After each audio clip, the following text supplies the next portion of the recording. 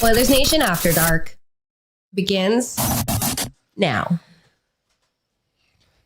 The streak dies tonight down at Rogers Place. The 6-game heater, it was just not meant to be. Not the greatest game from our Edmonton Oilers tonight.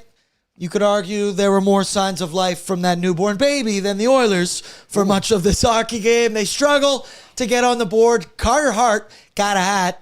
Plays surprisingly well in this hockey game, and the Oilers are unable to complete the season series sweep on the Golden Knights as they fall 5-1 on home ice. But hello and welcome to ONAD. It's brought to you by Bet365. Download the app. Hockey fans, check out their 3-goal early payout. When your team goes up by 3, you get paid. It's that simple. Download the app today. It must be 19 plus. Please play responsibly. If you bet on the Golden Knights tonight, you would have gotten an early payout on Bet365. Joined by the one, the only contributor here on Oilers Nation, Michael Menzies. Big night for people in the crowd. Yeah, we saw clearly. that guy get struck with a puck, being an absolute beauty the entire way through. Apparently, there was a birth at Rogers Place on the 7th floor, I do believe. You did say, hopefully, more signs of life from that child. You are right. That definitely, hopefully. Facts. No notes on that one. But, Menzies, it was an ugly one on the ice. Disappointing result. Edmonton with a chance to grab sole possession of first place in the Pacific. Still, weird to say it, shout out to Calgary Flames for taking care of business against the Anaheim Ducks. But the Oilers, with a big game, a big spot, they kind of pissed down their leg. Give me a vibe check. Yeah, it was not a great game for the Edmonton Oilers, that's for sure. Some of the things that they struggled with earlier in the season, zone exits, breaking forechecks, they struggled with tonight. I don't think they made it hard enough on Carter Hart, and just didn't seem to have that urgency tonight for sure. So it's certainly frustrating. 3-1 homestand. Still good. Calgary wins. That's good. So they don't lose ground. But certainly for the types of efforts that we've seen for the last little while, definitely disappointing this one tonight. It's sad. Buff Snelda said he needs stats on the baby. Yeah. Percy said, congrats to the oily baby. Also dropped a cup year. Cup year. It's a fan. Instantly, you also said you might turn this all against that baby because the moment it was born, we're grasping at straws. Yeah, we're finding anything to blame this evening. Hey. Also, I got to say, though, for the Oilers, things that plagued them for much of the season, overpassing. A lot Big of it time. this evening. If you can look me in the eyes with a straight face and tell me you didn't scream fuck at your TV at least one point tonight, then you're lying. Producer Brett, I cut you off right there. Do you have something on the baby? Yeah, this is a baby stats podcast as well, as we have shown in the past. So we need the baby stats. Stat. That's an Oilers fan through and through. Okay. Do got to give a quick shout out to a new friend, an old friend becoming a new friend again on Oilers Nation After Dark, Boston Pizza. For 32 dark years. It's been 32 years. And a Canadian team has yet to lift the Stanley Cup, coming up short in the playoffs. So this year, Boston Pizza is waking up the hockey gods, appeasing them with all kinds of delicious drink and food deals on their menu. Starts now, all the way till the playoffs. We said team up for the cup before, team up for the win. Go Canada, go Boston Pizza. Big shouts out to them. Let's get caught up. First thing, Super Chats. Reminder, win, lose, or draw, all of your money is going to a good place. So if you want to complain about the Oilers, if you want to bitch about the way Rasmus Anderson's face looks, do it through the Super Chat or the voicemail line, which you do see is pinned on the YouTube chat there as well. Shout out the Ben Stelter Foundation. Rusty's in, says the angry optimist. $5. Tough loss, but Anaheim lost as well, so we still control our own destiny. On to Utah. Let's go Oilers. I will add a simple cup year. Cup year. Then Tammy, our queen, who we hope is doing well. Our thoughts, prayers, well wishes, our love is with you, Tammy. $10. She says, ew, what the hell was that?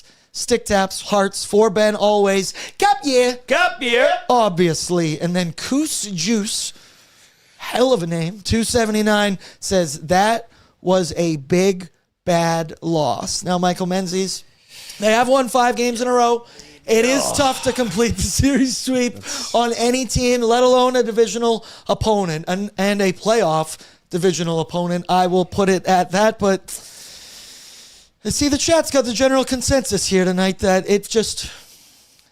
I don't want to overly bitch about this effort tonight. They're down number 29, Leon Draisaitl. They're down Zach Hyman, but it was a missed opportunity, brother. Yeah, it was certainly a missed opportunity, and the Oilers on home ice against the Pacific Division have been great. I mean, this is their first regulation loss at home to a Pacific opponent, so they're 9-1-2 in that respect. And, you know, the Oilers have been stacking some good games together, but I felt like this needed to be a bit of a McDavid game. I don't think he played very well.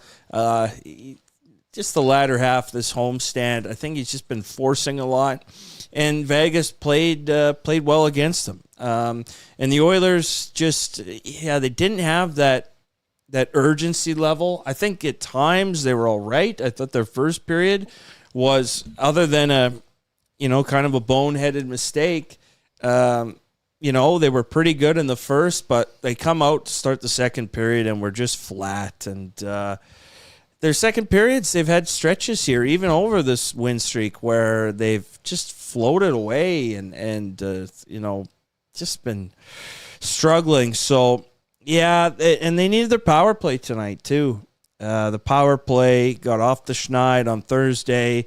Tonight they had some big opportunities with the man advantage and a crossbar and a couple other plays. Didn't force the puck, I think, enough toward the net. And so, you can glass half full it, certainly, with like the injuries that they have and such. And overall, it's one game. I do think the Oilers game is still trending overall in the right direction, but certainly one that of the homestand, right up with Anaheim. This was a biggie, and they just didn't seem to have the urgency level, whereas Vegas, certainly beaten 3 times this year by the Oilers, they had it a bit more for sure. They had some pride. New head coach bump, Vegas Golden Knights 3-0 since they've added John Tortorella to the staff. Holy shit. And overall in this one, the Oilers allowed 13 high-danger chances. They had 8 on their side as well. Overpassing felt like a theme. I felt like the Oilers' top line, and it got blended up at points in this hockey game. It was disappointing. The after-hours curse continues to rage on, because I thought the Nuge, who's probably about to join Scott Oak right away here on Sportsnet, he had a tough one. He was pulled off the top line, and I always feel weird about talking about how Connor McDavid should play hockey, especially offense, but he was fighting it in this one. Our intern, Tristan, was especially frustrated by Connor McDavid tonight. Tristan's having a bad night. Yeah, he was getting silent at points and then would only perk up to yell about Connor McDavid. Yeah, tough go. I had to remind him that the sun will come out tomorrow. Tomorrow's a day. It's a rebirth day tomorrow. It's a day of redemption. So certainly so. But and just some tougher nights for player like Josh Szymanski, Silly Podkolzin. Some of those guys who've been really trending and overall have played well this year did not have very good nights. It was a tougher night for the Wallman-Emberson pair. I didn't think Ingram was at his best. It was one of those games where, there a lot of Oilers just didn't have their best overall. And it's disappointing because it's game 77 tonight. There's 5 left now. Got to be better moving forward. Disappointing. I can look past it a little bit. And once again, you got a 2-hour rule. We'll feel this one. We'll discuss this one. And then we move on to next week. Let's quick shout out Capital GMC Buick, a fantastic partner here on Oilersnation After Dark. In fact, Tyler and Liam went to the dealership the other day, and it looked absolutely unreal. So you should check out their extensive inventory of top-quality vehicles like the 2026 GMC Terrain Denali or the 2026 Sierra Denali Ultimate. Capital GMC Buick is Edmonton's highest volume GMC dealer and the #1 certified pre-owned dealer in Alberta. They're dedicated to providing you with the best possible customer experience and are rated #1 GM dealership in the country by Dealer Rater. for 3 consecutive There you go. years. Shout out Capital GMC Buick. It's been largely negative so far to start this off, Brett. Let me pick up the vibes here a little bit. Give me some champagne poppy, some sweet music to my ears. Yeah, Swiss Stone Air is where you should be headed for your post-game eats. They've been open forever. The Pride of the North Side now open 7 days a week. The Pride, as I said, it's Swiss Stone Air, great for your events at home or office. Check out their location, 8308 144 Ave Northwest. I apologize for the ad reads, but the boys got to get paid. Now, Michael Menzies, once again, I said it off the top. It's tough to win 6 games in a row. It's tough to clean sweep a divisional opponent, a team that you could very likely see in the NHL playoffs. Now, MoneyPuck.com has the Oilers at 49.1% on the deserve to win-o-meter. I don't agree with that number. I felt like it should have been lower. I feel like the words on the thumbnail we could throw on tonight's post-game video is didn't have it. Just a number of Oilers who didn't have it in this hockey game. And give Vegas credit. They are 3-0 with their new head coach. They were the better team. They were more opportunistic. They took advantage of their chances. And I don't want to compliment them, but their goaltender, Katahat, was excellent in this hockey game. You know, it's something I saw it being discussed a lot on Reddit. And once again, it's only one game, but this is a good Vegas team. A lot of Oilers fans, me included, over the last couple of weeks have said, hey, I want the Vegas Golden Knights in the first round of the NHL playoffs. They have been struggling. They just fired their coach. They've had bad goaltending.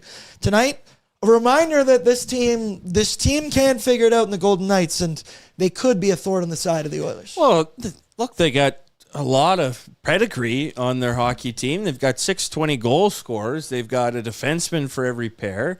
And they've won before. Similar to the Oilers, if they can get 900 or like 890 save percentage level goaltending, Vegas is going to be a problem. And their problem this year has been letting in a bad goal or their sticks going really cold and just the timing wise of everything, because their metrics, just didn't make any sense down the stretch of Cassidy.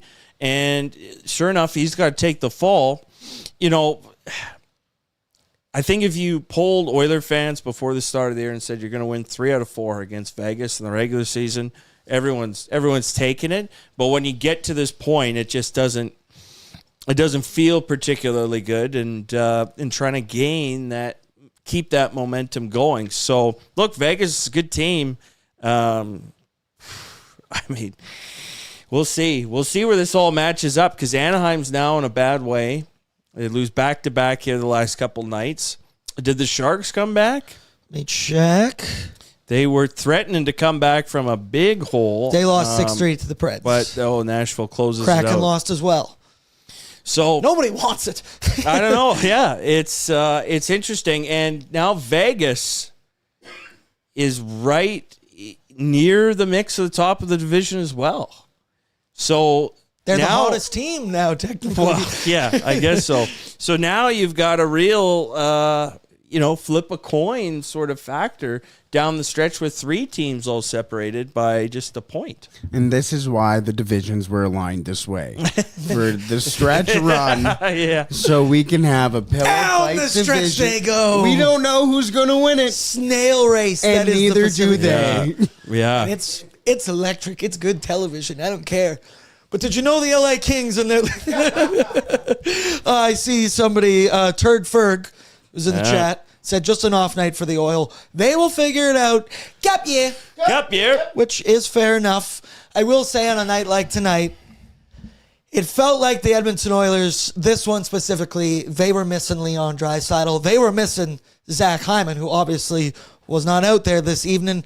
But they needed a second play driver, a second line that could consistently create offense. Give McDavid his credit.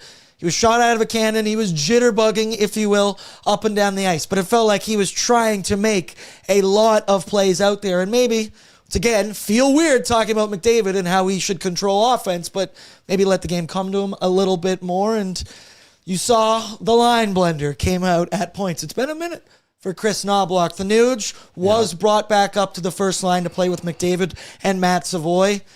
It was the after-hours curse. We talked on pre-gaming that post-Olympics, Ryan Nugent-Hopkins just hasn't totally had it. I think it's now 8 points in 18 games, post-winter games break there, and just felt like, and once again, you got Jason Dickinson as your 2C. Not the greatest strategy for consistent offense. You're picking up what I'm laying down. It was just... Wow. The Oilers couldn't buy a goal at points. And when they did get opportunities, once again, Catahat was up to the task. Yeah, for sure. And, as I was saying in pre-gaming, I think Nuge, when, the team is back to full strength, he's going to be more of a middle six winger. The Oilers score shortly after Nuge gets dropped up down the line and Rosovic gets moved up. Rosovic was not working well with that third line that they tried with Szymanski and Kapanen. I think in this type of lineup, again, you might need Nuge as a second line center, especially without Hyman, because you're just trying to pair players together. And right now, having Dickinson, Szymanski, I thought Henrique and the fourth line were still pretty good tonight. But putting Nuge at second C at least gives you some more consistency and familiarity. It slots down because Dickinson does a lot of good things, but he's not a offensive force. In the nicest way, he's a dead weight offensively. I can say that. Yeah. Sorry to interrupt. But good player. This might help with how you guys might take a look at what happens in the next, at least 3 games. Tony Brar just tweeted out that Chris Knobloch has confirmed Zach Hyman will not travel with the team and will miss at least the next 3 games. If you listen to Knobloch today, I got the sense that he wasn't coming back for a little bit.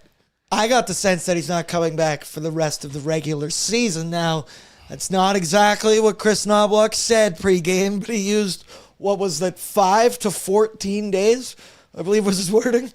It's quite the gap, you could say. Now, I have always recommended whatever injury timeline Nobby gives you, you add 2 weeks on top of it immediately.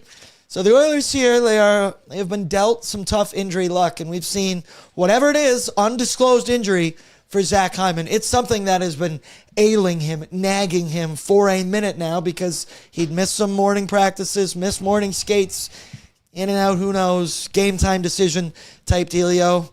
Well, that's just a real big kick in the nuts, Brett. So thank you for that one as you deliver that news. That's pretty cool. Let me give some positives here. Sure. To this hockey game.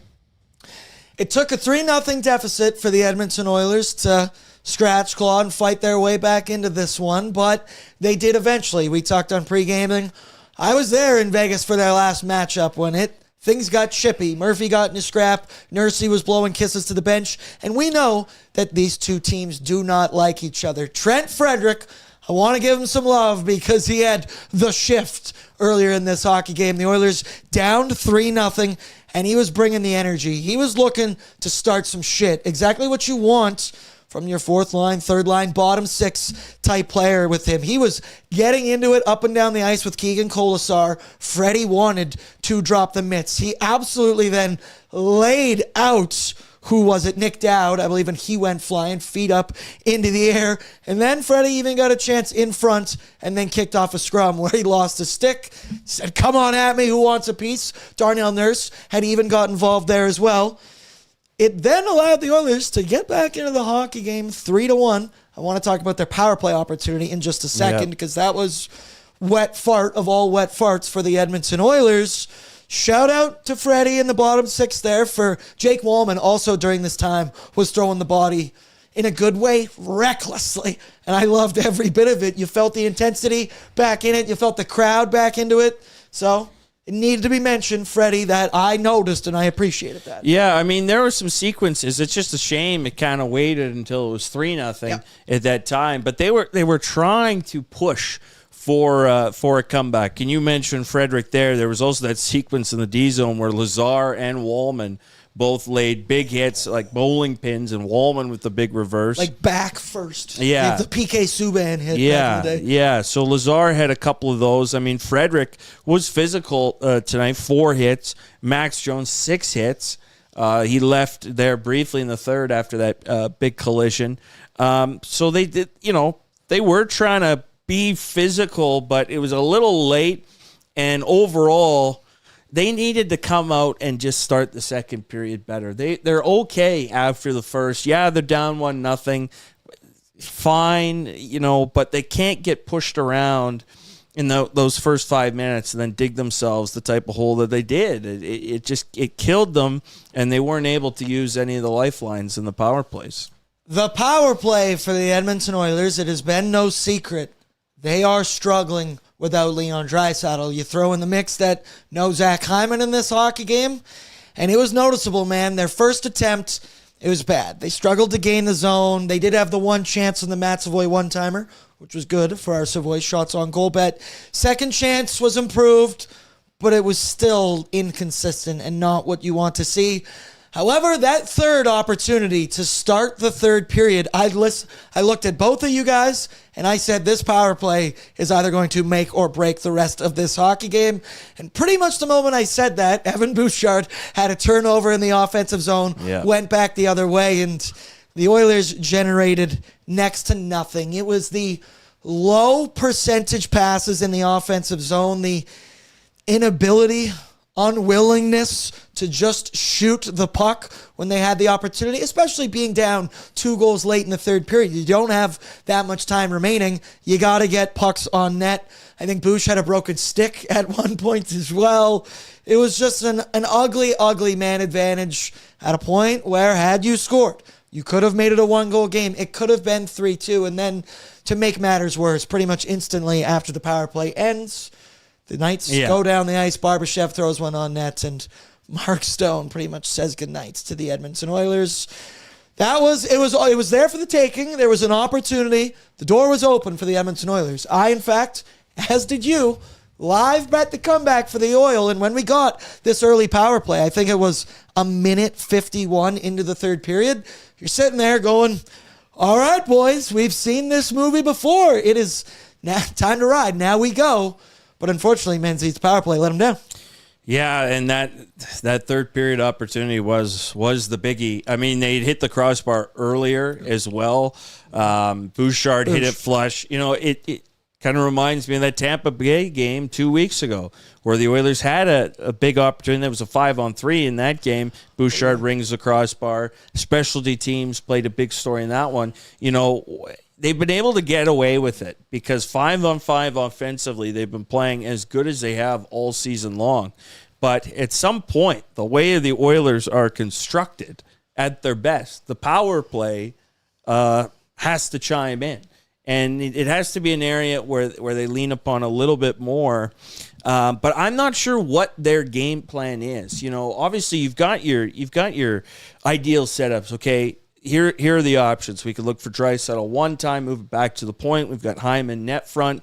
They tried some different looks, putting Roslovic in the bumper spot in the middle, but just trying to force pucks where there just wasn't much room. And then, McDavid goes buzzing around, but it just seems like they aren't sure like who should be a shot first option or what their release points are. So it needs a little bit of work because just to get through these 5 games to try to keep accumulating points, the power play has to chip in.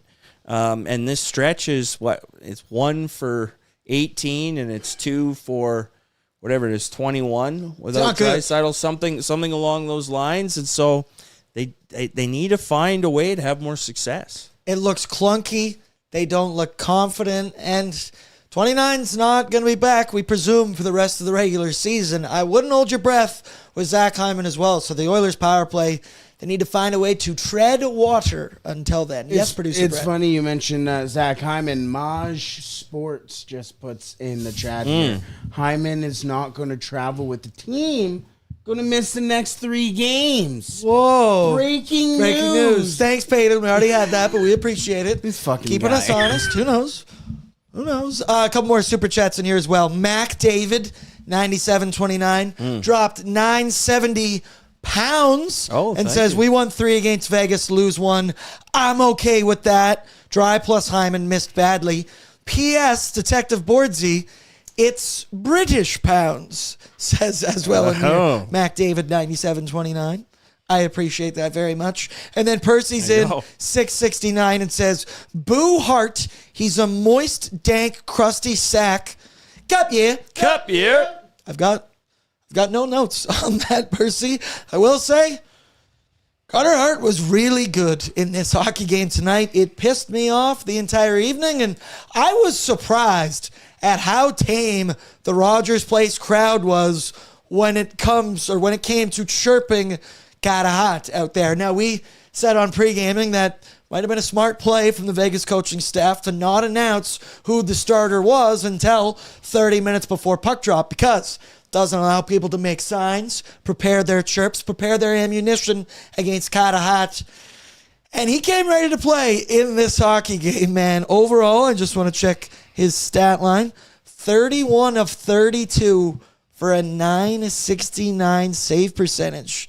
Yes, the Oilers, I think, had some overpassing going on a lot, but Carter Hart was good. He was always in his crease. He was never really out of position, it felt like, and he had some Oilers shooters frustrated throughout the evening. It's been well documented. Aiden Hill has struggled this season. I believe he has an .868 save percentage on the year. Yeah. Carter Hart came in with an .870. However, this one's pretty good result. That's back-to-back wins for Carter Hart as well. Who knows? Could be a goalie controversy brewing with the Golden Knights. What'd you think about wet Carter Fart tonight? Yeah, he played well. Certainly, like I said before, Vegas, they've been trying to just get saves wherever they can. And, big thing for them was scoring the first goal in this game, because they've been digging themselves holes, even against Vancouver and Calgary. John Tortorella was very glowing towards Carter Hart the other day, and said a lot of nice things about him. Carter Hart, the man, has been certainly under question in the past couple of years, to say the least. Here tonight, he played a good hockey game. And I don't know, he even in the third period still looked a little, shaken up, or wasn't quite labored right on some of those lateral movements. But he was better than Ingram tonight. In the very least. Yeah, so let's talk about him. Connor Ingram on the evening overall. He stopped 28 of 33, allows 5 goals for an .848 save percentage. He was bleh, is what I would say to describe Connor Ingram this evening. 2.2 goals saved below expected on the evening, according to moneypuck.com. Wasn't his best performance, wasn't his worst performance. I don't think the Oilers, once again, they needed more offense in this hockey game to be able to withstand the Vegas offense tonight. The first goal against, right, he kicked out a very juicy rebound to one Brett Howden, not Brett Holden. I always do that. I even typed out Brett Holden repeatedly on my notes throughout this one. So that was a tough way to start the hockey game. I don't know, where do you got Connor Ingram on the quality start meter tonight? Producer Brett, I want to ask you as well. I didn't think it was a particularly good start, no. I'm going there. I think podcast listeners, not all the way down, not all the way sideways, somewhere in the middle. He needed to make a couple more saves tonight. Here, this is an unfortunate rebound. His angle seems a bit off. He nearly stops it during the rebound. He's there, and it goes under his stick. And then by then it's already 3-0, 3-1, but a couple of those, the Oilers needed saves tonight. They would have been tough saves, but they needed them. They didn't get them. I think it'll be curious how they do the order, because presumably, they're going to split the next 2 games. It's a back-to-back. Yep. I'm curious, do they go back to Jari for Utah, because he just had this game 2 weeks ago, and they say rinse and repeat, or do they switch it up and go out of order? For me, it's thumbs down. When you give up 5 goals, it's pretty tough to do anything higher than a side thumb. I agree with you on a couple of those Menzies. I think he could have made the save. Just didn't have. I don't think the Oilers lost because of Connor Ingram, but I don't think Connor Ingram exactly kept them in this game. No, I mean, it was kind of part and parcel of the whole team game tonight where Didn't have it. They didn't have it, and especially on the rush, which they've been much better against lately. The second and the third goals, like the third goal is a really strange situation with Kapanen getting held and then tripped, and the plays up the ice, the fans are hollering for a penalty. What's going on? And Podkolzin kind of gets lost, not sure. I think they gave up the zone a little too easily, right? I don't think they held their gap, but then in behind the play, we've got UFC Fight Night going on, and that was indicative of how the refs kind of let things go tonight in general. That was a cheeky, all the power to him, all the credit to him. That was a cheeky bullshit trip right there from Brett Howden.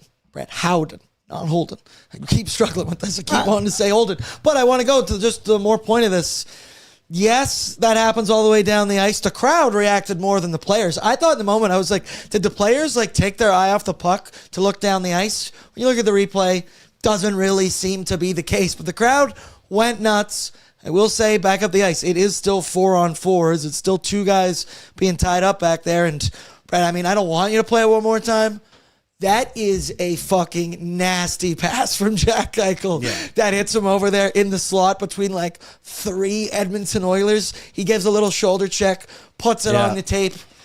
That was good, but once again, we were all freaking out when we were here at Oilers Nation HQ because, nobody slaps my cheeks but me.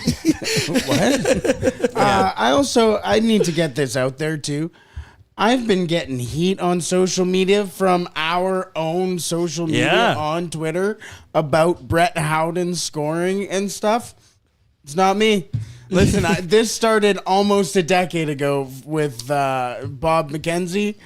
I still haven't outgrown this. So Brett Howden, we need to. This is my own company now. Yeah, this is bullshit. Yeah. You're attacking me from the inside. Yeah. They're taking the. But even and then the second goal, they kind of get caught on the change a little bit, but even still, they're not in a bad position when you look at the puck when it's just exiting Vegas' zone. But the way it gets transition here, like Nurse was all the way up. I think he was between changing, and then he's stuck. And then next thing you know, there's just too many free releases. It was an inopportune change, I will say, because Darnell there gets stuck in no man's land, and he's going to try and race back to make a play. Shout out, I believe that's Ekholm there, because he does break up the first pass attempt for Mitch Marner. Unfortunately, the second one goes through. Because I think right before then they have a chance to win a puck battle. They lose the puck battle, and that's why it gets transitioned out so quickly. They didn't have it. The details is what they didn't have. And I believe we have head coach Chris Knobloch post-game talking to the media about how the details tend to slip during some winning streaks. So let's take a listen to that. Tell as the streak was wearing on, even last game, that you were starting to slide a little bit? Last game. I think last game. I think before that. I think before it was pretty tight, but tonight, I don't think. It's one thing if they make a nice play and they create something, and that's going to happen sometimes. And they did have some of those chances, but I think most of it was just not being in the right place, right time, and they were able to, and they capitalized. They've got good players, so. Something we need to address, and hopefully we get another streak going. Chris Knobloch. The details were, they weren't there tonight, and I thought that there were moments and stretches where we were doing a lot of good things, but overall it was just a tough night for a lot of our guys, and they're a good hockey team over there. So I'll never get sick of the Menzies Darby impression. It makes me giggle no matter what, win, lose, or draw. Let's go now. The GBO, the good, the bad, and the oily, brought to you by Oodle Noodle. Send nudes to your loved ones. Download their app. Earn loyalty rewards points and let your noodles earn you more noodles. Take advantage of the $2 deal on top of any regular or premium box. For just $2, you can add 2 green onion cakes or 5 spring rolls or 6 deep fried wontons. Could go for some Sunday. No, I got Easter dinner tomorrow night. What am I even talking about? I don't need noodle. But I will need it later on in the week because we got some late hockey games coming up this week. We're giving producer Reese, he has to do the 8:30 San Jose game. Yeah. Don't worry, he has to do the sauce at 9 a.m. I told him he should just sleep here. He said, I'll get a noodle that night. He did say, he was like, I think I might ask Jay if I can sleep upstairs. I'm like, dude, you don't have to ask. You don't have to ask. Yeah, correct. That would make a lot of sense. I will say it's my fault. He lives out of town, doesn't he? Yeah. I will say it's my fault why he's doing it. Wow. I've had plenty of good sleeps up there. My God, it's a good time up there. Good shower. I don't know why I'm telling you guys this. Shout out to the whole building. Yeah. Shout out to the whole building we got going here. It's a 3-tool facility. You've always said. Yeah. You've always said. There's no hiding it. I should see if we had any top 50 stats tonight. Oh, yes. Please check that for me. All right. Kick her off with the good this evening. We went with, and you're not going to hear me say it very often, the Calgary Flames are the good this evening as they do us a huge favor, defeating the Anaheim Ducks by a score of 5-3 in regulation. So the Oilers and Ducks both winless this evening. Both stay with 87 points. Now 77 games played each. The Oilers got the tiebreaker between them and the Ducks. More regulation wins on the season. Feels weird to compliment the Calgary Flames and say thank you to our Highway 2 rival. Barnburner, I fucking love you guys. You guys are the best. We appreciate everything about it. Now, I will say that Beckett Seneca did score tonight for the Anaheim Ducks. Of course he did. We were able to withstand the GOAT. Doing GOAT-like stuff. But the Calgary Flames get it done. Can I just say... Just checking, Devin Cooley, 36-39 for .923. Big game. Big game for Cooley. I've always been a fan of Devin Cooley.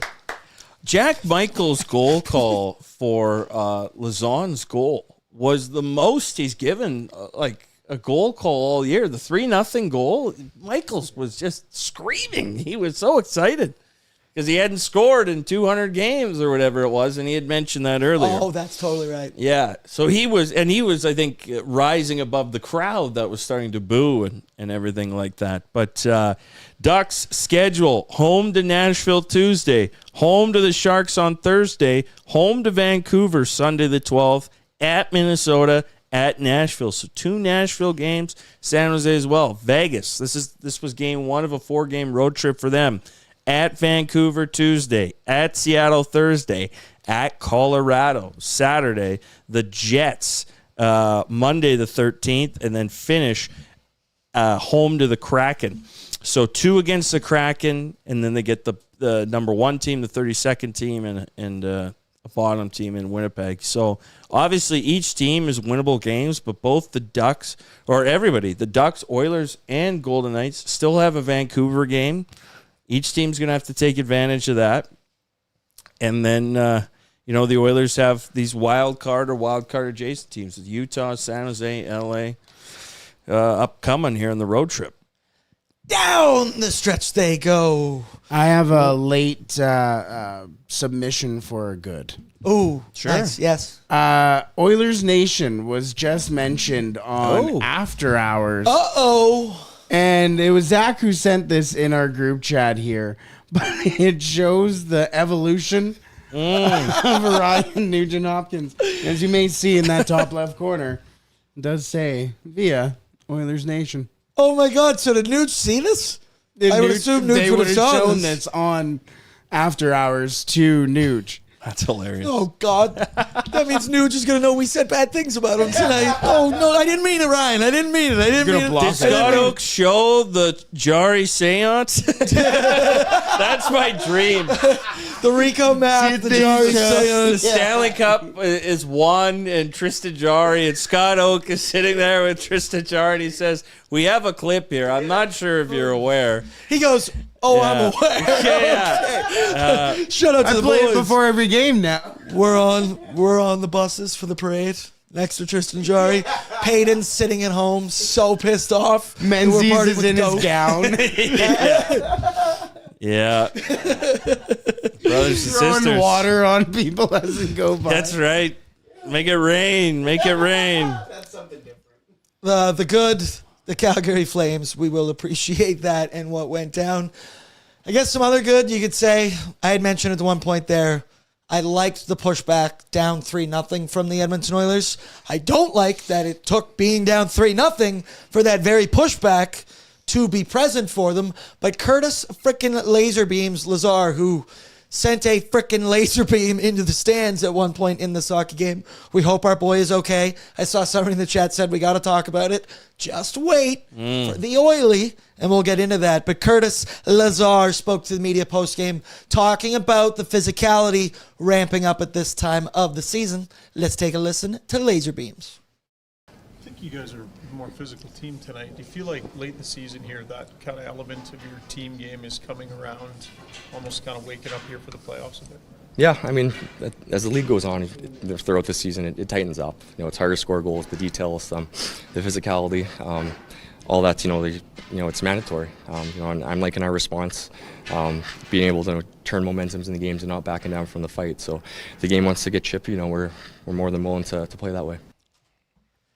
That is exactly what you want to hear from your fourth line, 13th, 12th forward type guy, because that's the stuff that's going to keep him in it. And once again, that fourth line, down 3-0, they had to push back for the Oilers. Also, there's an awesome quote here. Shout out Gene Principe, post-game, as he had this tweets. Trent Frederick, quote, said about the shit that was going down, post-game bickering, quote, everyone telling everyone they make too much money, which is all true. That's I like to hear now. Trent Frederick, I'm not going to... Oh, we got someone? We actually have that. Oh, nice. Perfect. Let's take a listen. Let's take a listen to that one. Post-game conversations, like everybody seems quite... we can't hear what you're saying, but it just everyone seems quite into it. Both teams kind of supporting their own clubs and not backing down. Yeah, I mean, it's just bickering back and forth. Everyone telling everyone they make too much money and stuff like that, which is all true. And I mean, pretty much that's it. That's not a great insult, right? Sounds like a lot of people are jealous. But just everyone around, and it's just, classic. I will refrain from making any comments about Trent Frederick and his salary for the next 7 seasons on top of this one. It's pretty good that it's They're him good saying trips. that. They're good trips. I like that he can still smile about it and laugh. I'm sure Daryl might have been involved in those as well. That's just some good old-fashioned good trips. And they are all professional athletes getting paid ridiculous amounts of dollars. I like that Freddie can still joke about that. The check's still cash. Yeah. Ryan S. put in the chat, you know what, it's a good point. That hat was fucking dirty, dude. Yeah. Let's run that through the wash. Yeah. that was Louis just got to loosen his hand covering that mic and let a little of the chirping spill over. Because he was right beside DeBrusque as it was going on. And let's hear a little something that's going on. I saw a lot of people on Reddit saying, come on, Lou, why you cock blocking us from hearing all the juice that we want to hear out there? We saw Rasmus Anderson. He was directly chirping the shit out of one specific fan in the crowd who had the only play you've got when they've just scored the 5th goal and it's 5-1 is to simply flip him the bird. Bird is the word, as we all know. This that's all you got. It's the only move you've got at that point. It sucks. It hurts that Rat Boy Anderson wasn't able to get on the scoring sheet, but hey, it is what it is. We'll take it. I know we hate him, but I love that. I turned to you guys during this and I went, that's so fucking sick. It's so funny. It's exactly what I would want my guys to do. And hey, that fan, that's exactly what I would do. Yeah, well, Scammerson, talk about someone who's going to make too much money. He's going to make too much money, Scammerson, on his next contract.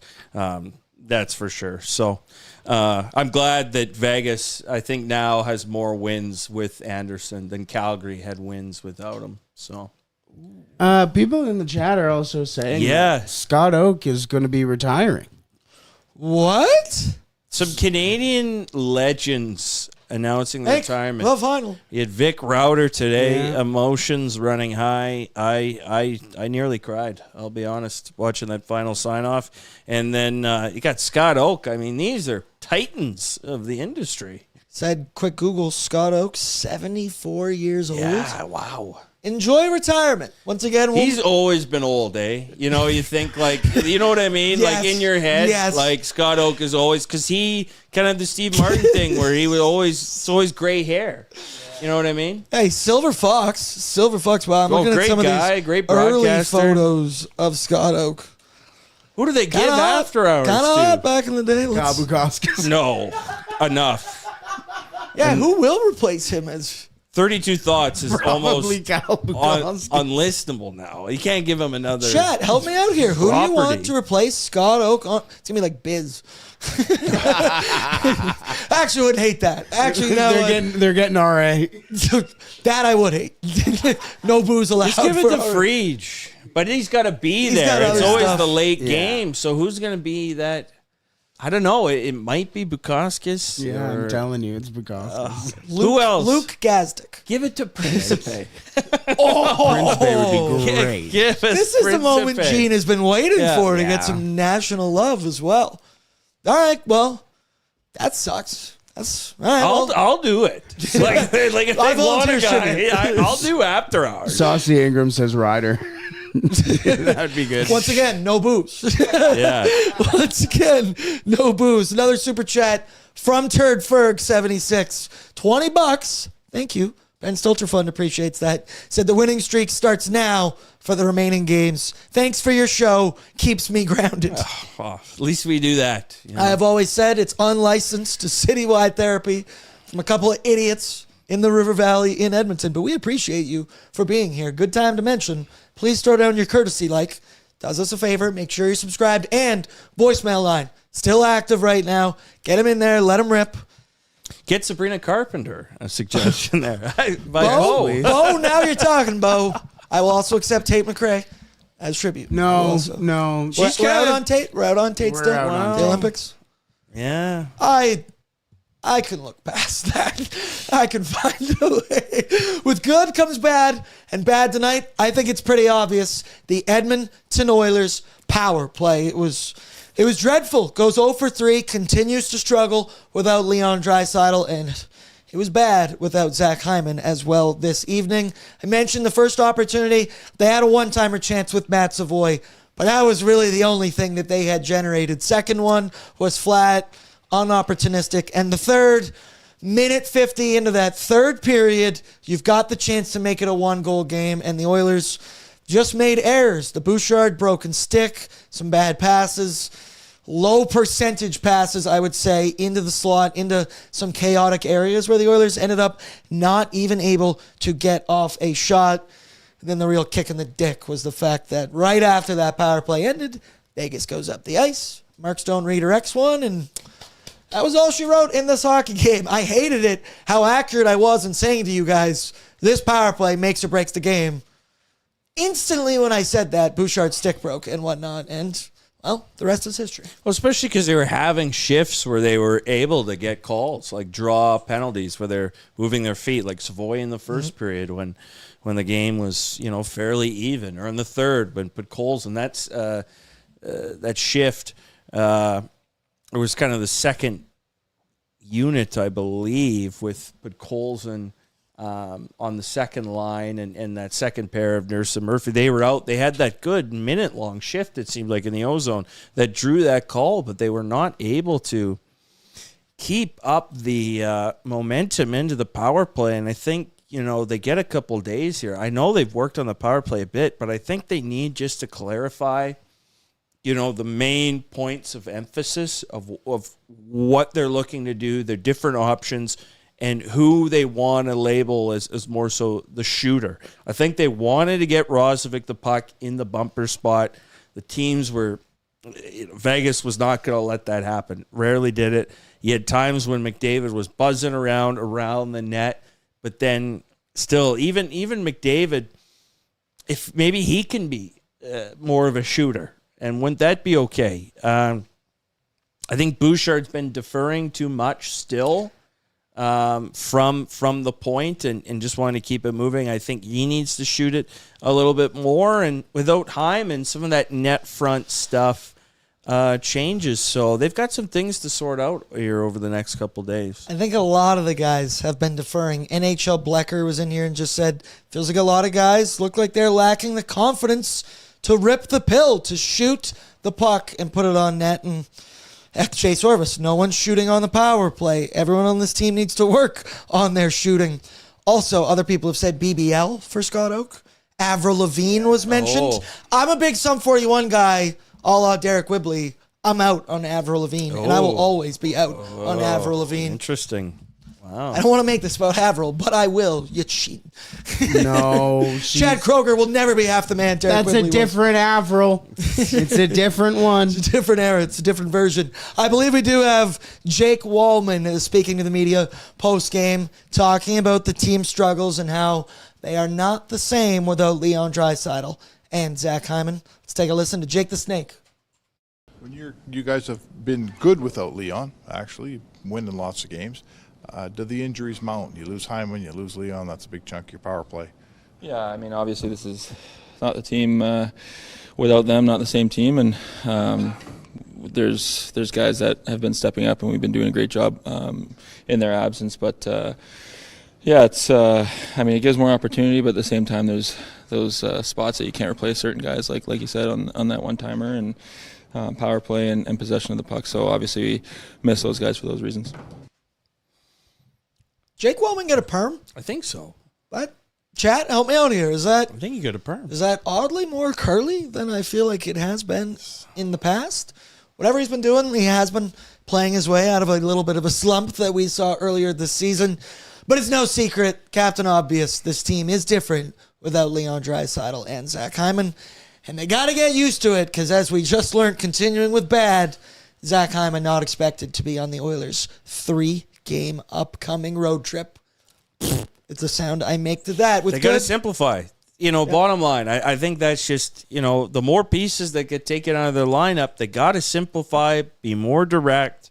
And I think that starts with the top line and the top players on the power play is simplify, make it easier. Because right now they're making it a little harder than it needs to be. And I do feel like on the power play, you need your remaining soldiers, the 3 big dogs, McDavid, Bush, Nuge. They need to grab the reins of that power play, be the play drivers, be confident with their shots, make plays, quit deferring as much as they have. And I understand McDavid, it's kind of in his blood, but shooter 97 might need to come from 97 himself for this Oilers power play down the stretch. With good comes bad, with bad comes oily, and we went with Rogers Place spectators. It was an eventful evening in the stands and on the concourse. Yeah. So a fan got smoked with a puck in the second period. It was Curtis frickin' laser beams Lazar ripping a laser beam into the stands unintentionally, of course. I think it was Brett Howden who redirected it. That puck went flying into the crowd, and you couldn't totally see the angle. It hit an unlucky fan in the left side of the face. Now, shout out to this fan, because he took this like an absolute champ, leaking from above his eye on the left side, fist pumping to get the crowd going. Yeah. Takes off his hat, let the lettuce breathe a little bit. Hair still looked fantastic. That guy's a trooper through and through. That's a good representation of Edmonton and Alberta in general. Tough as nails, brother. We appreciate everything about that. I hope he got stitched up. I hope he got a free jersey or something. Bagmilk had a great tweet that he said he's going to be charged for the in-game experience by the Edmonton Oilers. He'll get the stitch bill, and he'll get that. Just kidding. But that wasn't the weirdest part of the evening in Rogers Place, Michael Menzies. No. As it was reported, there was a baby born during the second period, second intermission. It was reported to be on the 7th floor. May or may not have started in the ladies' room. And apparently, there was a birth this evening. So we wish nothing of our best hopes, prayers, well wishes, everything, positive vibes to that mother, that father. It's not the most opportune area to give birth to your daughter or son. Instant Oilers fan. That's a story to tell for the rest of your life, and one that I think many people around the city will remember the time there was a baby born during the Oilers Golden Knights game. Think that baby bought a 50-50? Yeah. Probably. We were joking that if the baby had been delivered, that Principe was going to hop and get a quick interview to remind people, hey, it's never too early to buy a 50-50 Scott Oak said he ticket. wanted to interview the mom on After Hours. Like, she might be busy. She might be busy. Where are those baby stats? If that baby's not 9 pounds, 7 ounces, What are the I'm gonna ounces? lose my mind. What are the ounces? No kidding. Baby born in Rogers Place. Oily baby. Yeah, I mean, that's as oily as it gets. A birth at a National Hockey League game. Didn't have that on my bingo card. You also mentioned how Edmontonian that guy is who got hit in the head with the puck. Quick video credit, because we can't make one here for Ryan Jesperson, who was Jespo. who was the one who got that clip.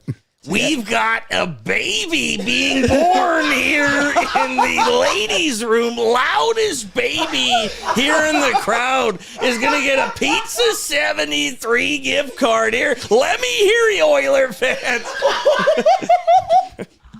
Oh my God.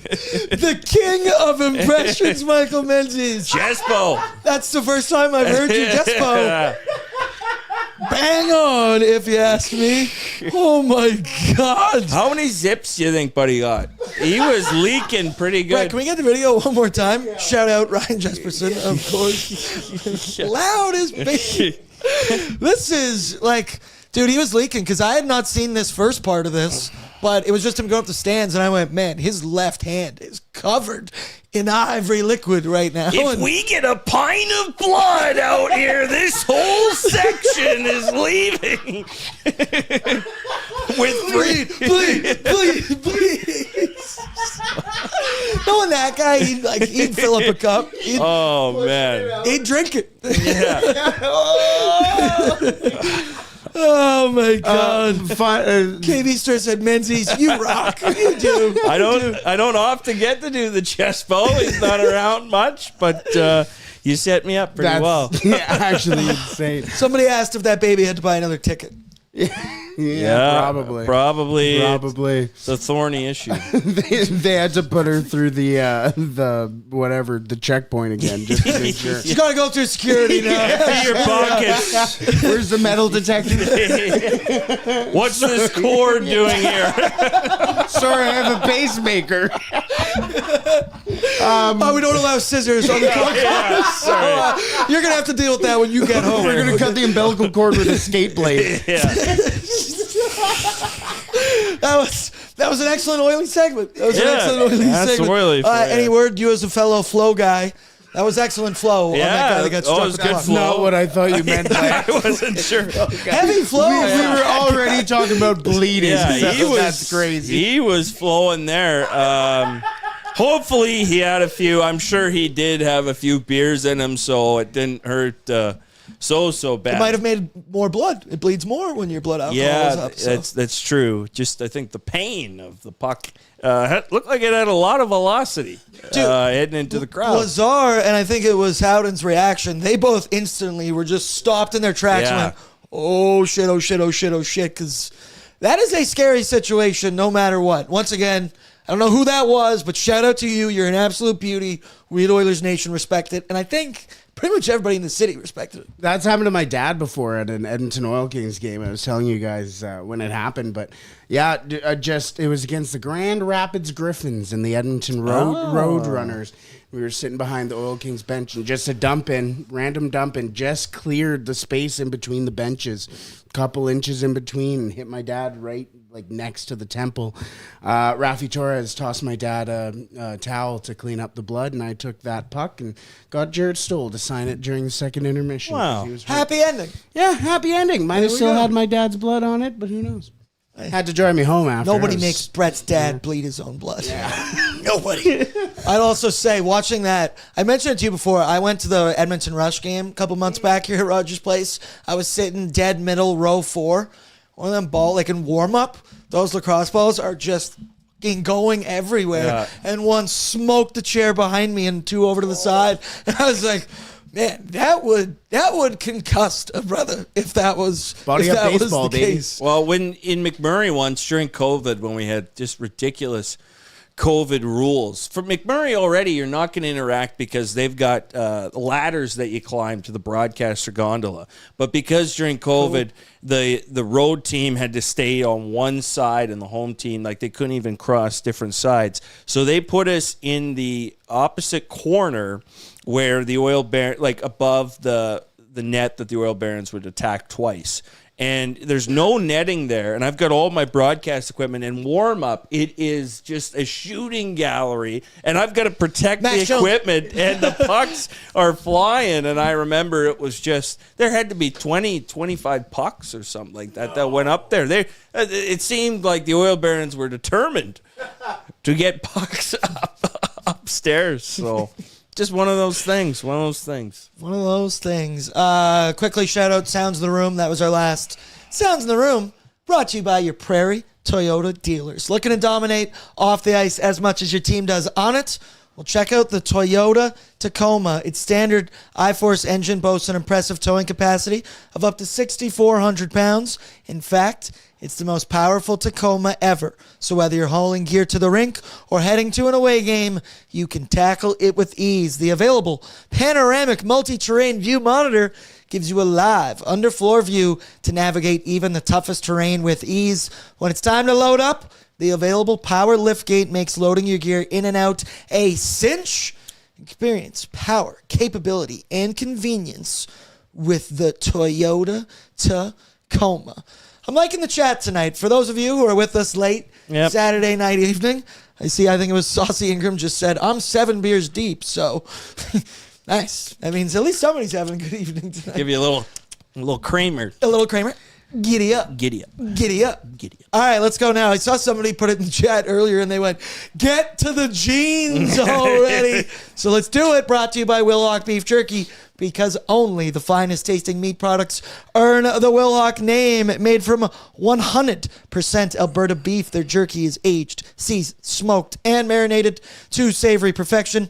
They gladly fill orders of any size, and you can find their jerky, sausage, and other products out of their Leduc location. And for more information, head on over to WillHawkBeefJerky.com. Michael Menzies, who was wearing the denim this evening? Doesn't need to be Jankos. Doesn't need to be True Religions. Could even be skinny jeans tonight. But who was wearing the denim? I think there's some options for the Oilers tonight. I gave McDavid on Thursday. I won't tonight, although I could understand why someone might. He was fighting it. I'm going to pick a player who, again, this isn't something about his total outlook as a player. I just think he had a poor night, and this is what happens to rookies. And Josh Szymanski, I just think that it was just one of those games for him.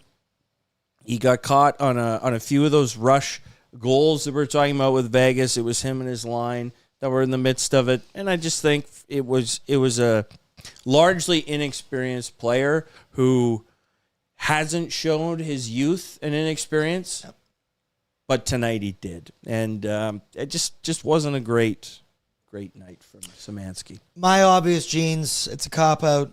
The Oilers power play. There's all 5 of them.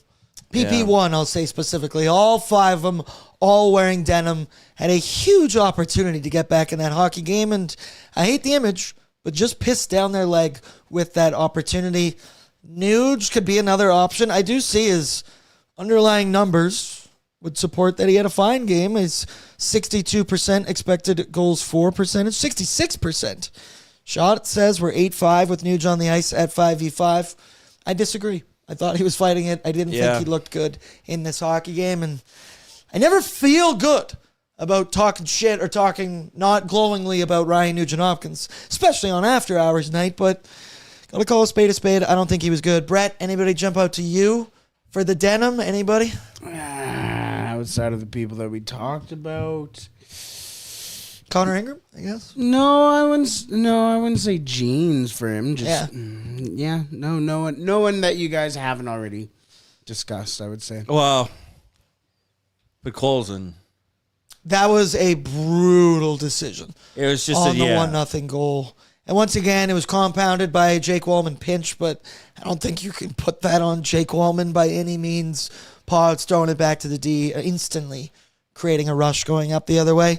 Couple guys fighting it, didn't have it. That's the phrase of the evening here on Oilers Nation After Dark.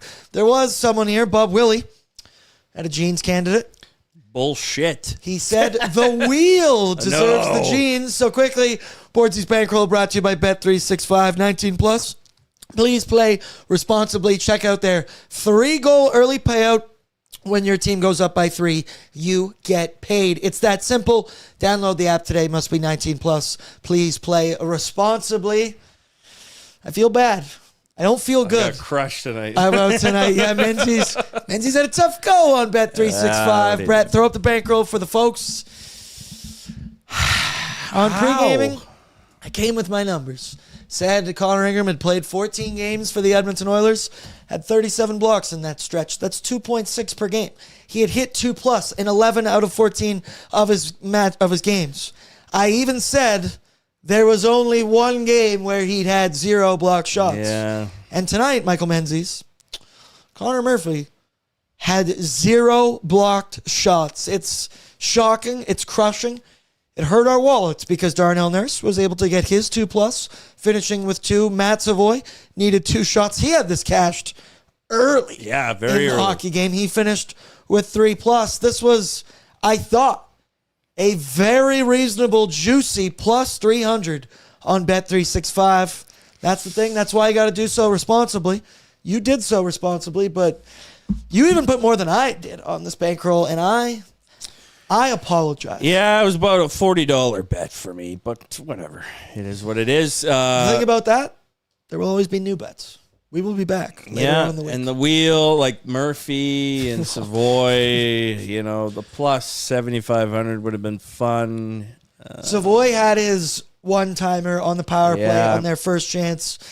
Really wanted that. I will say, though, any first goal scorer bet that you place is electric to start the hockey game. It puts you in a weird spot as well, where when other Edmonton Oilers get chances, you always want them to score, but there's part of you that, I hate to say it, doesn't want them to score because you want to make it rich. Now, nobody cares about your bets, and we know at the end of the day, all that matters is the Oilers finding a way to win these hockey games. Connor Murphy for a first goal scorer bet it was electric, and I'll leave it at that. Yeah, it was. But the anytime, even still, like there were a couple moments Murphy got the puck at the blue line, let her rip, and there was some chaos in front of the net. And we thought, oh, maybe, could he possibly? But what do you do? I mean, and you can laugh like, oh, it'll never happen. I mean, that's why it's priced appropriately. But we saw the first game that we actually had the wheel, it was Ty Emberson who scored the first goal. The fourth line has been involved in the last, if you bet Henrique first goal, last game you would have been, you know what I mean? So it's just, it's a nice bit of chance. Let the wheel decide. And the wheel is just. The wheel's going to miss from time to time as well. The wheel's not perfect, but the wheel will give you wins when you're supposed to get wins. There we go. Shut up. Back-to-back games without a winner for the wheel. My gambler's mentality says we're due. Yep. Yeah. There's one way to look at it. You can say you're ice cold, or you can say do you bet you're red hot due. Will you bet that the wheel will pick a winner? Yes. Minus 110. I mean, shake it. Who wants those odds? Who wants those odds? Just seeing here as well, Derek Van Diest had a tweet, and he said, just been told by security a baby was not born at Rogers Place tonight. A woman went into labor, and she was taken to the hospital. That's pretty much sense. The extent of it. Well, then maybe that baby didn't have more life than the Edmonton Oilers tonight. Sad night for the Edmonton Oilers. Yeah. Sorry, in Rogers Place. All right, Rogers Place guy who took the puck to the face is the number one fan this evening. Yeah. He gets number one, top of the podium. Shout out to that guy. That's actually crazy. Yeah, it is. Nuts. It's about to hit midnight here, Mountain Standard Time, so it feels like the time to do a little standings watch. Brett, Yes. you want to give me that sweet, sweet sound? Yes. Come on now, give it to me. That'll there cheer it a guy is. up. Standings Watch, nice. Standings Watch is brought to you by Lease Busters, because if you're stuck in a car lease and want out, Lease Busters connects you with someone to take it over. No penalties, no buyout headaches. Instead of paying thousands to break your vehicle lease early, you can transfer it. Lease Busters makes that process simple. Shout out to Lease Busters. Brett, I asked Menzies the other night, did you watch Mythbusters back in the day? Were you a Mythbusters guy? I was a little bit, yeah, because it was that and Storage Wars, Mythbusters, American made. Pickers. I liked how it's made. How it's made. Yeah, I was a real learner back Yeah, then. Dirty Don't know what Jobs. happened. Dirty Jobs, I little watched Mike that. Rowe. It's not the same, but I was 1,000 Ways to Die kind of guy. Yeah, you were a Spike. No, that's Spike the same TV. one. Shout out Slam Ball. Bring it back. Right. Bring it back. Oh, imagine we could do pre and post for Slam Ball. That would be something. Nation Network to the moon. Brett, throw it up for me. The current standings in the Western Conference. So here's your Pacific Division as of this moment, as all hockey games have concluded on this Saturday, April 4th. The Oilers still in first place in the Pacific Division, 87 points in 77 games. They own the tiebreaker over the Ducks, which is regulation wins, and you see on your screen, 30-24 is are those totals. Golden Knights, huge win tonight against the Oilers. That brings them within 1 point of second and first place in the Pacific. All three teams with 5 games remaining on the schedule. As my producer continues to scroll down, current wildcard picture, Utah, safely, you might be able to say, in that first wildcard spot, 86 points. And then it's a snail's race, folks, to Predators. 81 points currently owning that final position in the Western Conference. They got a big win this evening, 6-3 over the San Jose Sharks. LA, hot on their heels, but don't worry, you've heard it on ONE. They love a loser point out there in LA, so they don't have the tiebreaker with Nashville. And Nashville will play LA Monday.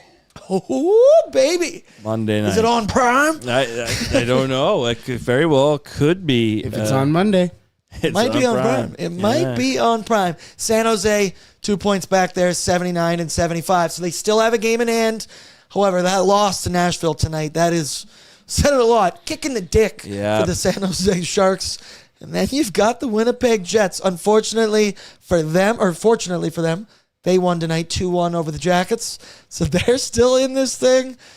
You would probably think that the St. Louis Blues are out of it, but with the current state of the snail's race that is this wild card race, anything, Kevin Garnett, anything is possible. That's Actually, right. I just did. I'm on a boat. I'm on a boat. That was what I was going into. Pass me Never thought I'd see the day. Menzies, thoughts on this battle, in quotations, I am putting up with my hands for that final wild card spot. Yeah, everybody's playing everybody.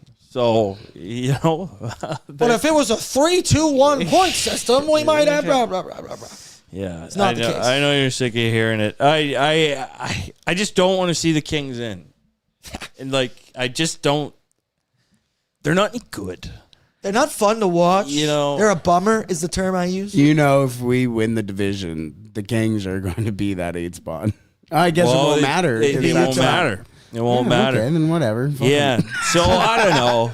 I think it would just be good for the sport for San Jose to make it just exciting, but they're awfully flawed. And Nashville, I think Nashville's the funniest case scenario because this team is just perpetually stuck in purgatory. Yeah. Right in the middle. You don't know if they're going to tear it down. They obviously went for it in free agency a couple of years ago, adding some seasoned, aged veterans, I will say, to their lineup, and they start dog shit. They find it near the end. This was a similar, I don't know if it was last year or the year before, where Nashville caught fire at the end of the season, and they just snuck into the playoffs. Get so caught up in our Stanley Cup Finals runs, I can't remember, but that was douchey. But losing Stanley Cup Finals. But the Preds, I think, is that's the funniest case scenario. can we pull up the standings again and go up to the Atlantic? I know this is out of conference. Please. But look at the Atlantic here. Tampa's in the 1 spot, but Montreal and Buffalo both at 100 points. Obviously we could compare it to Pacific. Yeah, We get it. I'm good. We get it. But I was looking at this today and thinking, man, so the Habs won tonight. That's 8 in a row. Sabres lost but clinched. Like, one of those teams is going to start on the road, and who avoids Tampa? Because I'm sure, I want to see a Montreal-Buffalo series. I think that's just entertainment to the max.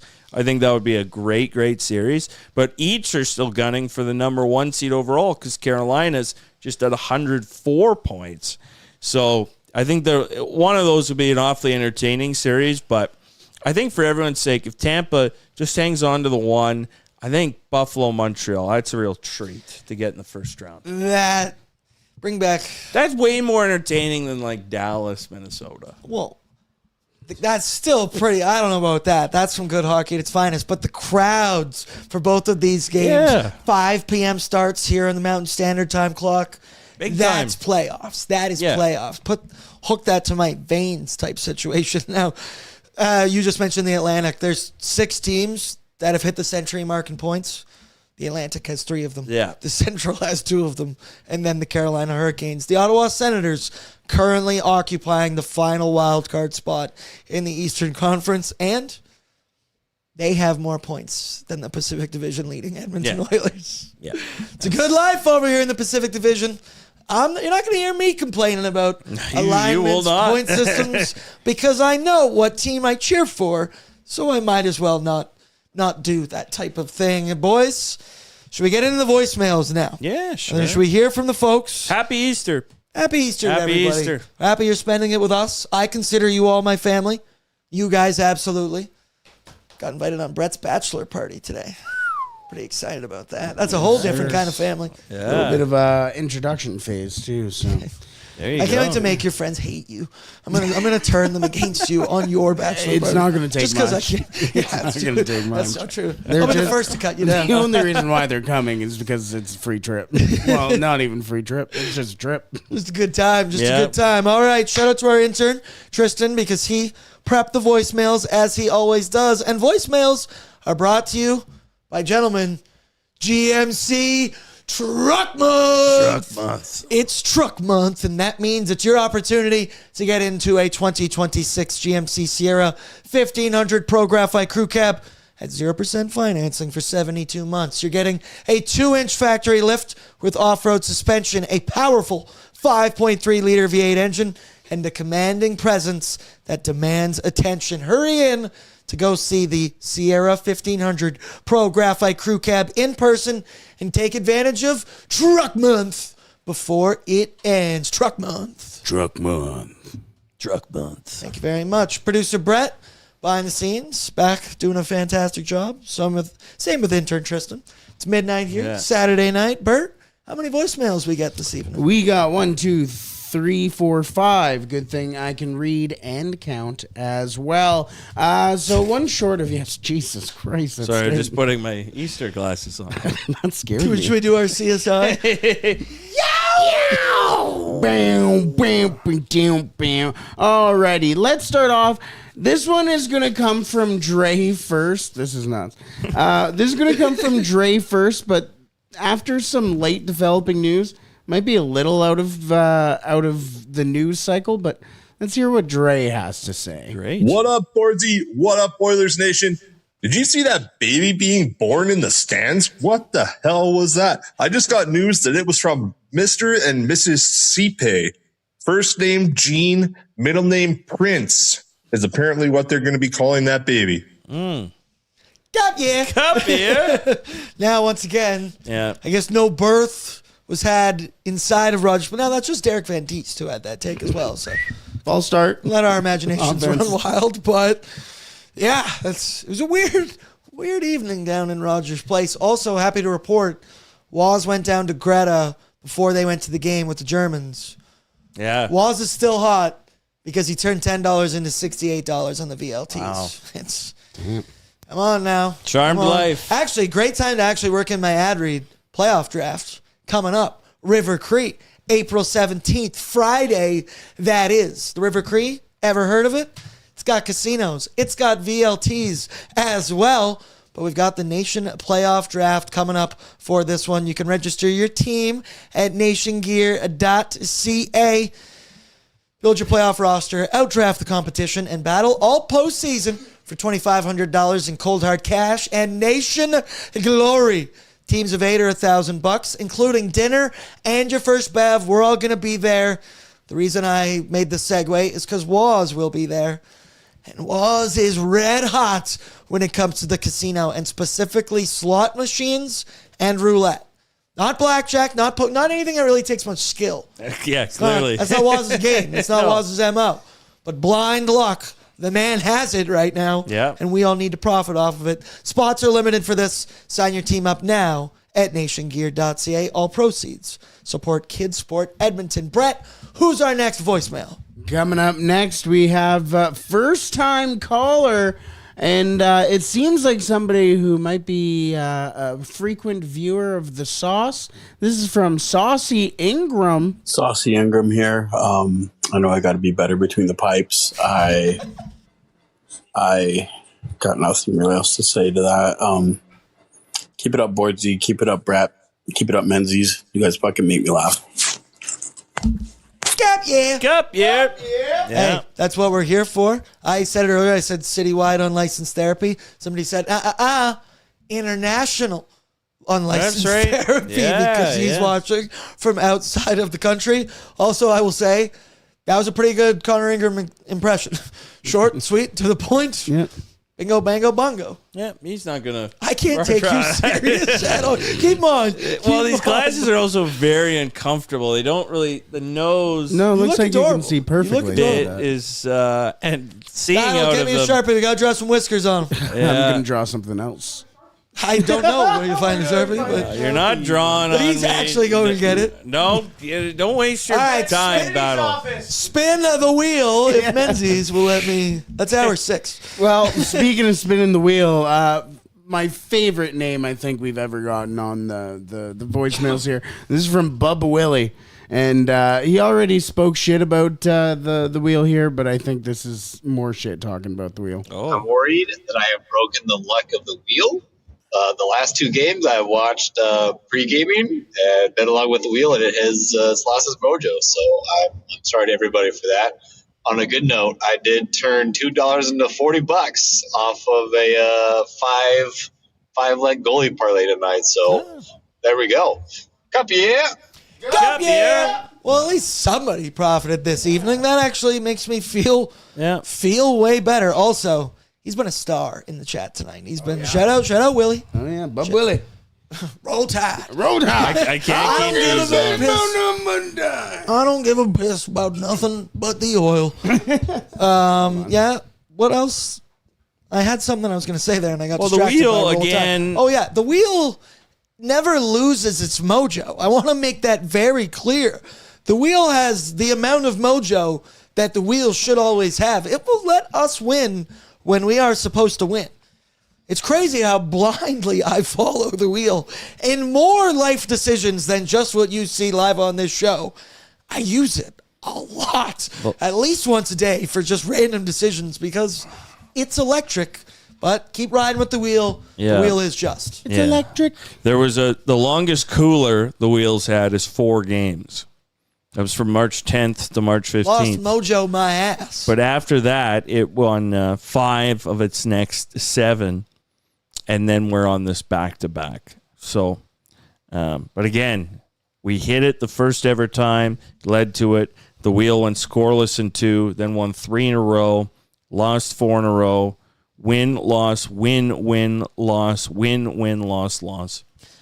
So there you go. The wheel, I have a spreadsheet. I have a legitimate wheel stat spreadsheet. We're keeping track over here. He also said, I will absolutely be betting with the wheel forever. Yeah. Hey, the wheel is just because it is quote unquote wrong doesn't That's mean... your definition of wrong. Exactly. All right. It was just picking something else. It just wasn't. And the wheel apparently style. it was no blocks for Connor Murphy, but that's another deal. All right, we got 2 more voicemails. Why'd you have to here. remind me of that? Yeah, I'm sorry. 2 more voicemails here for you.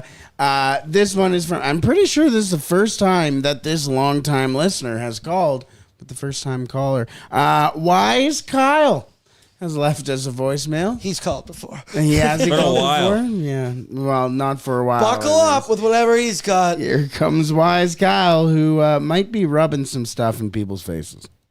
Hey, boys. Poor performance by the Oilers, but hey, they won their last 5 games. Ducks lost 2. Doesn't really matter. But hey, big game for the Michigan Wolverines. Going to the national championship on Monday. Hey, let me give you some betting tips. If you have a line of Wolverines minus double digits, take it. As long as it's plus money. I foresee a walloping on Monday. Let's go blue. But anyway, back to the Oilers. Ingram played meh. I didn't like a lot of his lateral movements. But man, Oilers just didn't show up tonight. Hopefully they show up the next game and we win this division, boys. We're still number 1. Let's go. Got beer. Thank you, Wise Kyle. That was pretty tame for Wise Kyle voicemails. Sure. He was saying some reckless shit in the chat earlier, and I was worried we were going to have to throw him in the timeout again, but I think he figured it out. Wolverines look pretty unstoppable, but Dan Hurley and that you don't let Dan Hurley rub his forehead up against your forehead because you don't know what is capable when he gets into that mode. I don't know if we don't need to show it, but if you didn't see this highlight, I guess, whatever you want to say, of head coach of UConn, Dan Hurley, going forehead to forehead with the referee. Was that after the big shot by Buddy Boy, whatever it was? Yeah. I think he just blacked out in the moment, but hey, Michigan's good. I'm a Portnoy guy through and through, so not a Michigan guy, though. Duke's my squad. I'm an average white boy. That's my squad. They're out. You know what was on TV today? That Las Vegas basketball tournament that was on last year when we were in Vegas. Oh, yeah. Is it the NIT or is it something else? No, because Creighton was playing. Yeah, it was pretty interesting. The NIT, it used to be in New York forever. It was at Madison Square, but it's not anymore. That one was cool, too. We got the women's Final Four, I think, is set. Yep. No, the women's final is set. Or now it's the thought was the semis today as well. UConn? I was just trying to find a line. That's who it was. Am I blanking? Either way, sick Monday championship. All I care about is that it's UCLA, baby. 1, 2, 3, 4, 5, 6, 7, 8. UCLA. UCLA. Fight. Oh, big Bruins. I want to hate that, but that was actually delivered pretty well. So Michigan shout out Lonzo Ball. Is a 7.5 point favorite. Ooh, so we should take that then. Yeah, Michigan's a wagon, and I do feel like, granted, UConn's been just good the last several years. Felt like this was going to be a retooling year, mate, which is crazy to say in college basketball, but that four-headed Dan Hurley had other ideas. Brad, who's next? We got one last one, and it wouldn't be a voicemail without Peyton. Let's listen to what Peyton has to say tonight. What up, fellas? What's up, fellas? Tough loss. Tough loss tonight. But I've been seeing, you know what? I'm going to be positive. I've been seeing too much negativity online. Like Twitter, there's people like, Oilers came out flat. They had an opportunity to take a commanding lead in the standings. It's like, dude, first of all, Oilers just won 5 games in a row. If you would have told me that 2 months ago when they couldn't win 3 games in a row, I would have said you're lying. So we won 5 games in a row. And now we're playing against, a team that just fired the head coach and got a new head coach. So they're going to have a little bit more fire lit under them. And we were without our 2 best players. And I don't like making injury excuses, but dude, having Hyman and Draisaitl out, come on. Those are literally 2 of our best players. We would have not went, what did we go for on the power play tonight? 1 for 4. If Draisaitl and Hyman were on the ice, we probably don't go 1 for 4. So I don't know. People got to relax. And Rasmus Andersson is the biggest pussy in the world. His celebration is so corny. Dude, it's already 4-1. We're without Hyman and Draisaitl, and you're staring down a fan. Oh, you're so cool. This guy's he's actually the definition of an idiot. If you look up in the dictionary, idiot, it's just a picture of Rasmus Andersson. He's actually such an idiot. Yep, Garrett. Fuck yeah, Peyton. Let it rip. Nice call. I appreciate all that. Normally, I disagree with a lot of the things Peyton says. I don't got much on that one. The Oilers, I agree. They just won 5 games in a row. Now, he said their 2 best players, Leon Draisaitl and Zach Hyman, maybe overlooking number 97 in that scenario. But I get the point that I understand the point that he's making. It's tough to beat a good playoff team, a divisional opponent, 4 straight times in the regular season. Yes, there was a new head coach bump, but the Rasmus Anderson talk, I appreciate that, Peyton. McDavid, he remains number 1 in scoring despite no points tonight, 126. Bub Willie, he's bilingual in facts, I see.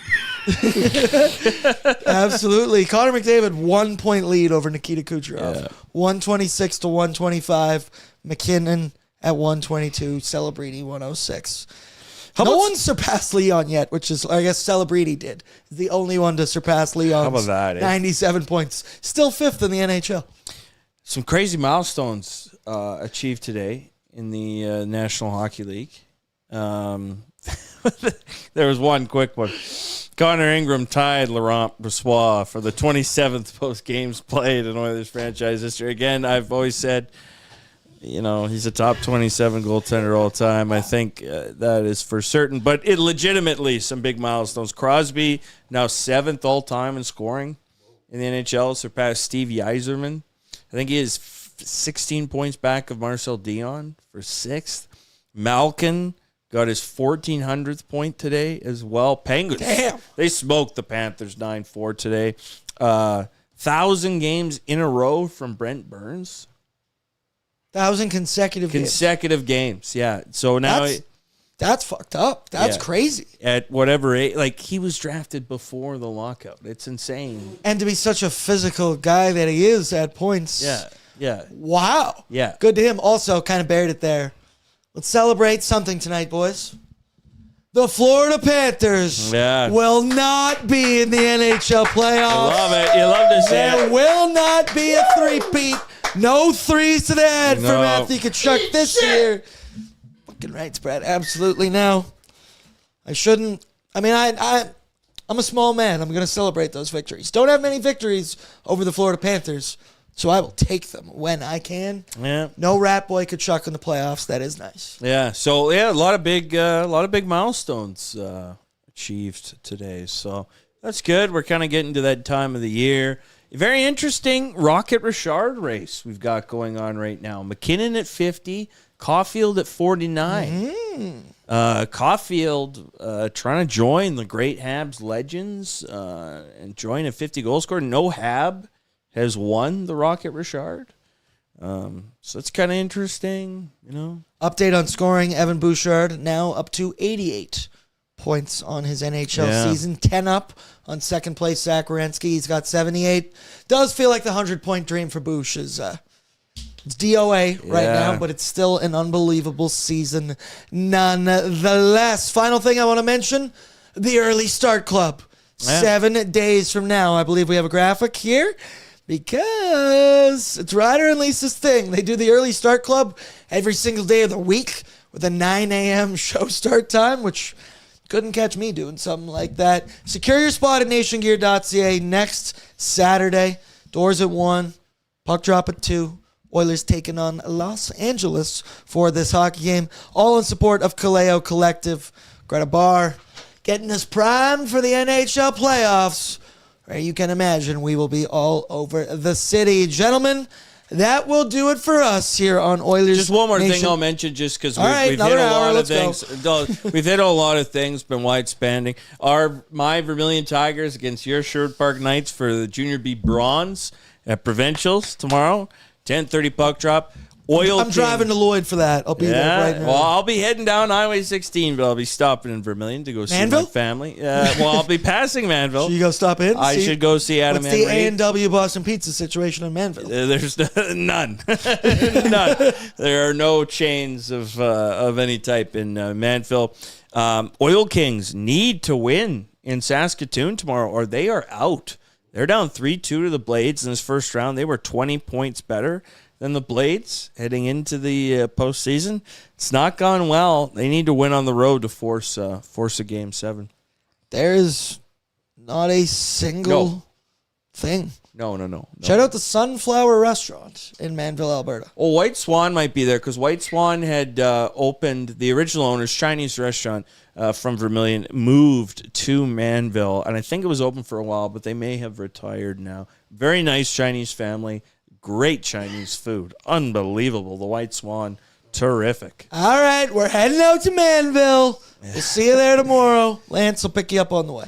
If you're going to go out that direction and eat anything, you go to Derwent for Derwent Pizza. Derwent Pizza is, you go to the Derwent Bar, which is at the Derwent Hotel, which is where Derwent Pizza is, and get yourself the deep dish slice. Oh, my God, unbelievable. I think it was voted once like the second best pizza in Alberta. It is tremendous. Again, Derwent makes Manville look like a metropolis. It only has a couple blocks in the whole hamlet, but nevertheless. Nah, Boston Pizza. That's the kind of guy I'm going to be. Yeah. Shout out to Boston Brute.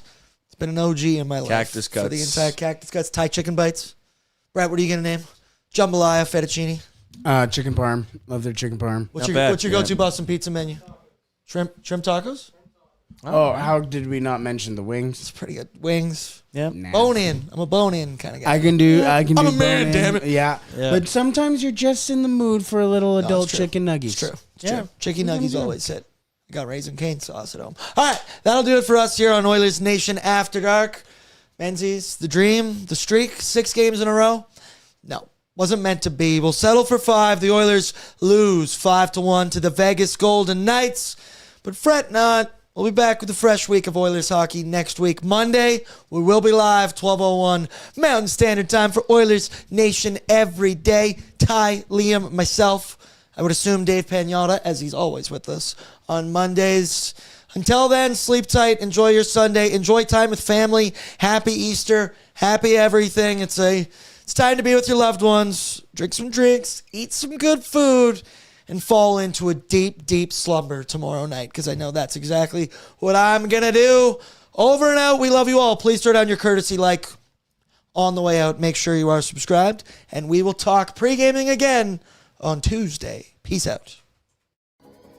What's up, Nation citizens? If you enjoyed today's episode of Oilers Nation Every Day, make sure you hit the subscribe button here on our YouTube to not miss any of our content. We got you covered, from interviews, insight, analysis, everything you need to stay up to date on everything around the team. Hit that subscribe button so you don't miss a video.